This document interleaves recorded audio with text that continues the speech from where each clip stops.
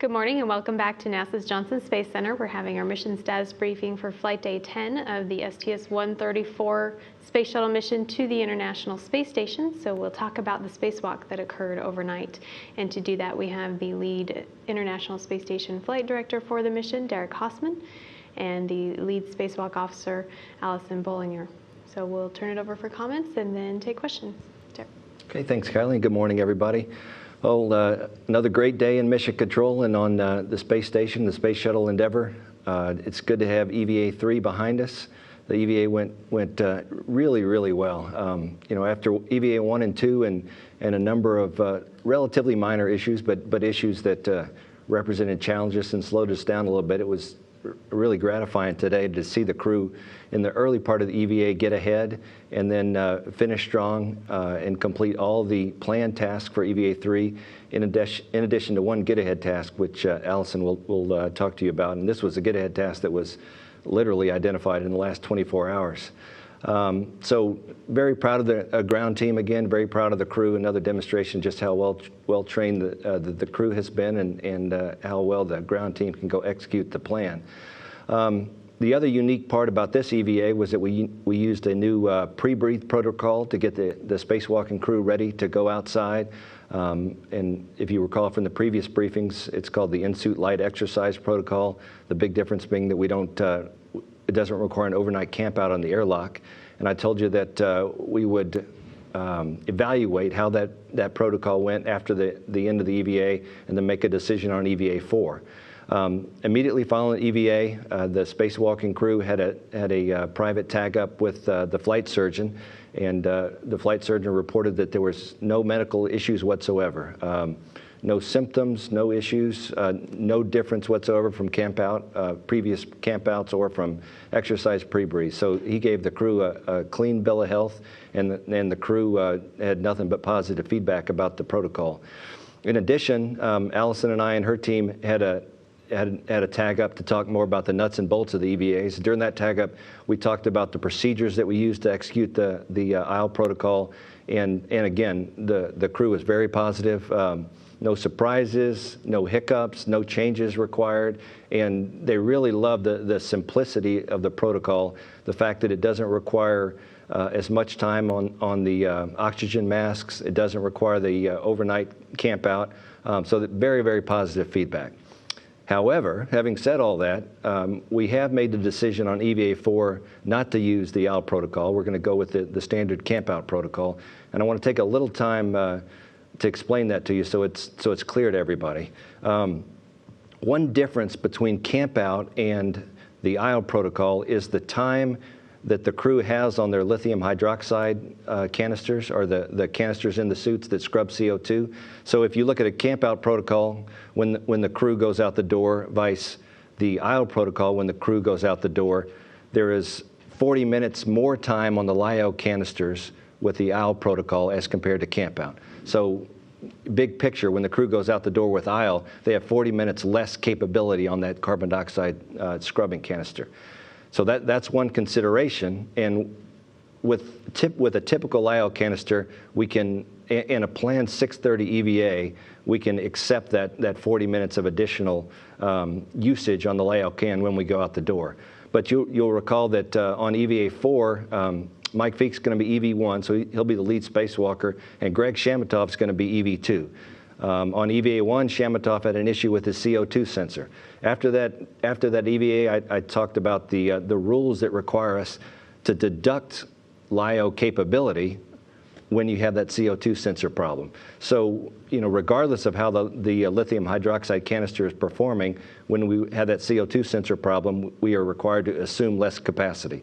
So when you look at the 40 minutes associated with the aisle pre-breathe protocol and combine that with the possible impacts of the CO2 sensor, it would reduce the capacity of Greg's suit to the point that we might not be able to conduct a 6:30 EVA. So those are the pieces that went into the decision not to do aisle on EVA4. And I just want to emphasize that medically, procedurally, and quality of life of the crew, aisle was a complete success. And I would expect that it's going to be the EVA of choice on future EVAs. As a matter of fact, I know the the ULF-7, the 135 folks are planning that as their baseline for their single EVA. So from all perspectives, Isle was a complete success on EVA3. And with that, I'll hand over to Allison to talk about the details of the spectacular spacewalk today. All right, thanks a lot, Derek. Like Derek mentioned, Isle was a huge success this morning. I say this morning, but I guess it was actually last night. It seems like morning to me. My team actually got on console a little bit early last night to be able to watch the slow motion hokey pokey in action for real, and it was really fabulous to see that protocol that we put so much time and effort pre-flight actually come to a reality and be extremely successful. So with that said, as Derek mentioned, we had a very successful EVA3, EVA duration of 6 hours and 54 minutes. So Drew and Spanky worked their hearts out today and got all of our tasks completed, plus the get-ahead that Derek mentioned at the end of the EVA.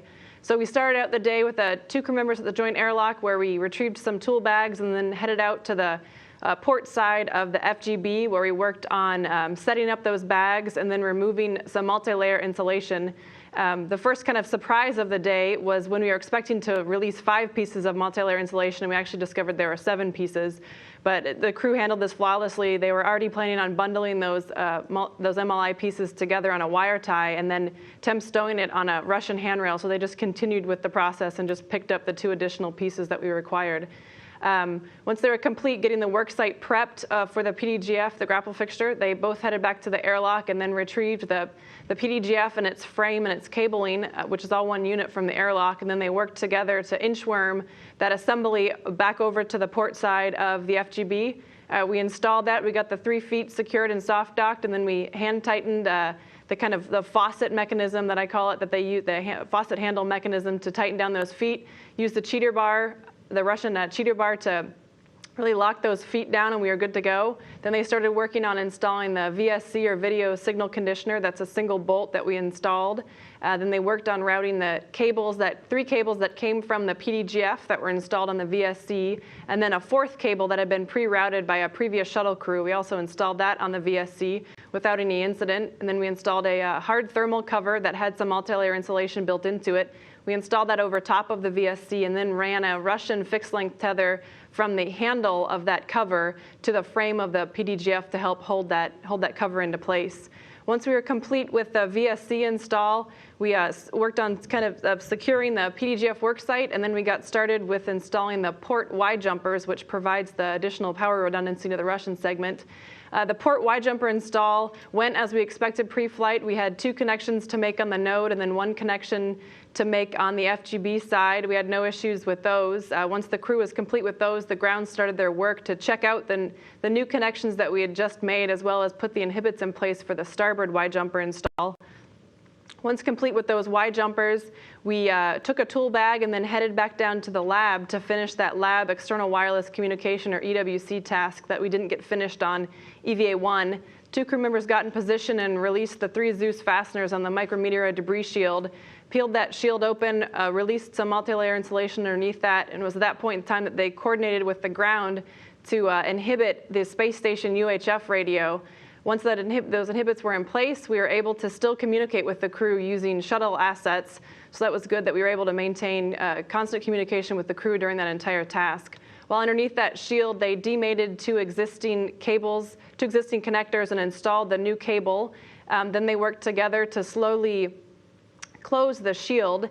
It was during the closure of that shield, as I mentioned, there are 3 Zeus fasteners that hold that shield in place, and historically we've had a few issues with these Zeus fasteners, so the crew knew that these fasteners could be tricky, and we had also discussed quite a bit pre-flight that only 2 of those 3 fasteners are ultimately required in order to ensure that the shield is structurally secure. So the crew members were able to get 2 of those 3 fasteners installed without any issue, and they spent a little bit of time troubleshooting the 3rd fastener and discovered that the retaining wire, they believed that the retaining wire that it engages on had kind of slid out of place. And we actually had a contingency tool with us to help us with that task, but we decided on the ground, based on our pre-flight agreement, that 2 of 3 Zeus fasteners was sufficient, and in order for us to remain on the timeline, that we would just tell the crew, thanks for the effort and the few extra minutes you spent on it, but we're just gonna call it good and press with the task. And so the crew was happy to hear that.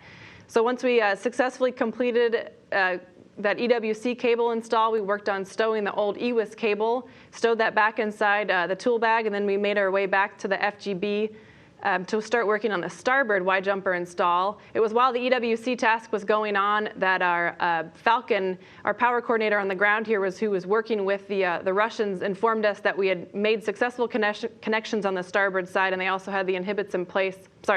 Successful connections on the port side, and they had the inhibits in place for the starboard side, so the crew was able just seamlessly to start working on that starboard side. We had expected the starboard side would be a little bit trickier because, as if you were paying attention to the spacewalk, Spanky mentioned the rat's nest. He's like, there's a reason they don't call it something nice like a bird's nest, but they call it a rat's nest because there are truly quite a bit of cables in that area. So Spanky had to spend some time finding the best body position to be able to actuate the connectors that he was required to release. But it was good that we were ahead in the timeline, so he was able to spend as much time as he needed to get into place. And he actually ended up calling Drew over to assist him. But after persistence and much hard work, he was able to successfully demate the connector we needed, and he installed the cap just like we required. And then the rest of that cable install went on without incident. So I was very happy to see that get completed. Once we were complete with that task, the crew worked on taking some photos of the newly installed PDGF on the FGB as well as FGB thrusters, and I'm sure they took some other photos while they were working on that. They also cleaned up their tool bags and packed those and to bring them back to the airlock.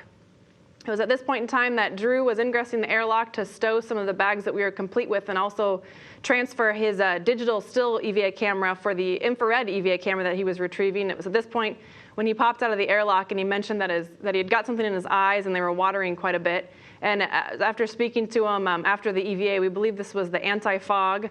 Prior to going out EVA, each time the crew members apply an anti-fog solution to the inside of their helmet in order to prevent fogging.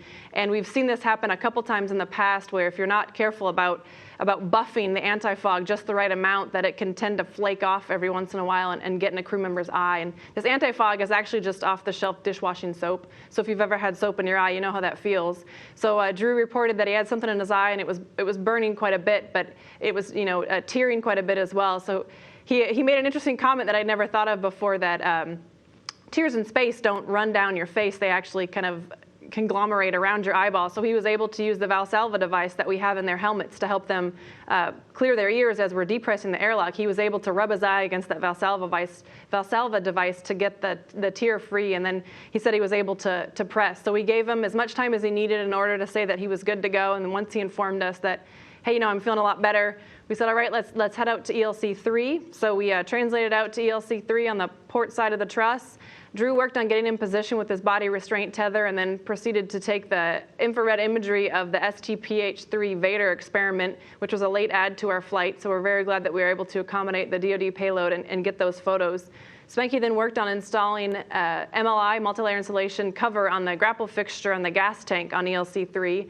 Once they were complete with those tasks, as Derek mentioned, it actually happened while I was asleep overnight. We discovered that a piece of multi-layer insulation on the CTC, or the cargo transport carrier, which is another ORU that we have on the ELC, that a piece of that multi-layer insulation had come loose and they had thermal concerns and that we needed to reinstall that multi-layer insulation. So we were able to uplink the crew a few pictures overnight, and before we were even able to understand what he was doing, Drew said it was done, no big deal. So we were able to get that get-ahead done as well. And at that point in time, it had already been, a pretty long EVA, so we said, let's not even discuss any get-aheads, let's just work on getting back to the airlock. So then we ingressed, and like I said, it was a 6-hour and 54-minute EVA.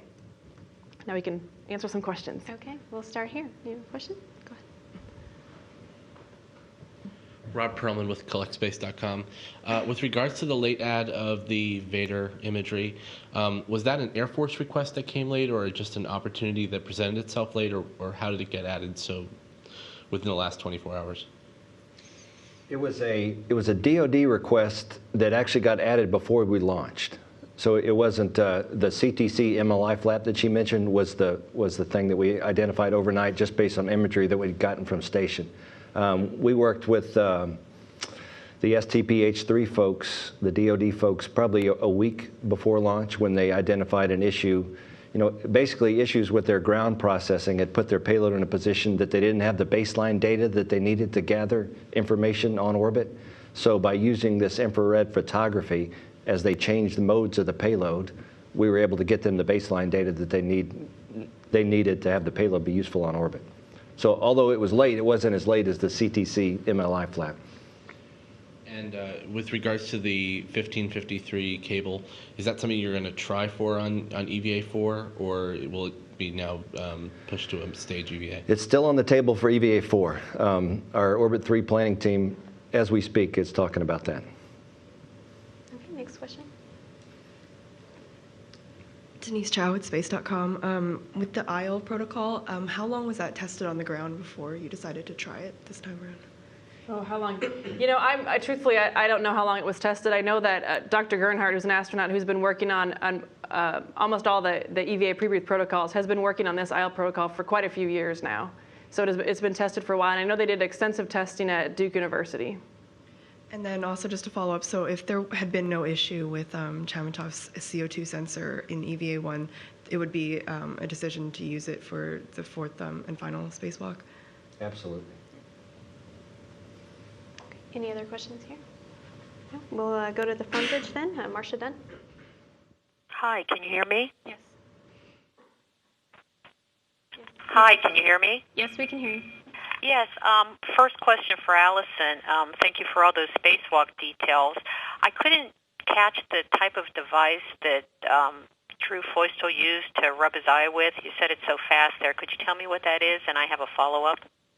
Okay, so sorry about that. I do talk fast. It's a Valsalva device. So I think they call it a Valsalva maneuver when you try to clear your ears. And so it looks kind of, it's a foam block that they adhere to the inside of their visor. And then if they have issues clearing their ears, normally if you're in an airplane and you have issues, you just pinch your nose. This kind of serves the same purpose where you can just kind of wedge your nose down into the Valsalva device to clear your ears. So he was able to actually wiggle down low enough in his suit that he could rub his eye on that Valsalva device. Oh, thank you. And a question for Derek, please. I'm just wondering what the status is, if to your knowledge, of the post-undocked pictures that the Soyuz took. There's some rumors on the internet about how that digital pictures may have been lost. I'm just looking for a status on what you know about it.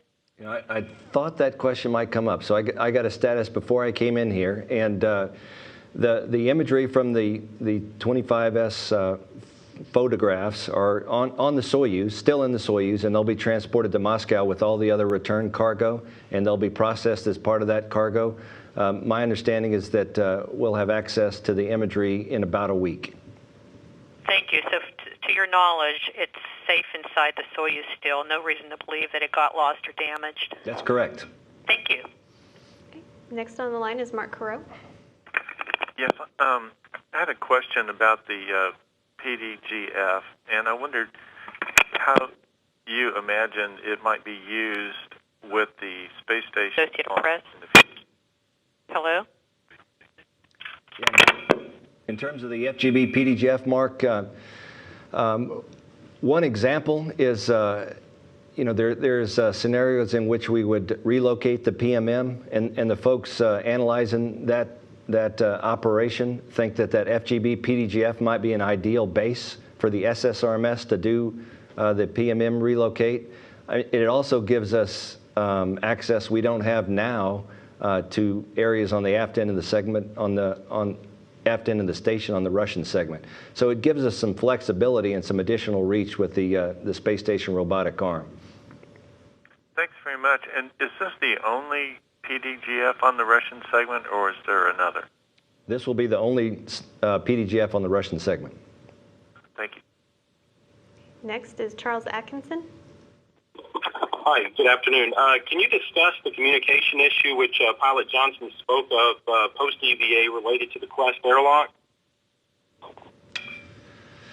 I'll have to check and see exactly what issue he discussed. I may have been doing handover or off console, so I am not aware of any communication issue that occurred today. I know, our communication with the astronauts throughout the day was good. There's times when just due to satellite coverage, we switch back and forth between the space station loops and the shuttle communication loops. But I'm certainly not aware of any failure that occurred today that affected our ability to conduct the spacewalk. This was a comm issue that Johnson spoke of between, I believe, Endeavour and the Quest airlock. It was a bit of chatter on it post-EVA between Harbaugh and Johnson. And it seemed like that they were unsure how to resolve it or what would fix the issue. Okay, I can certainly find out. Thanks so much. Next is Todd Halverson. Todd Halverson of Florida Today.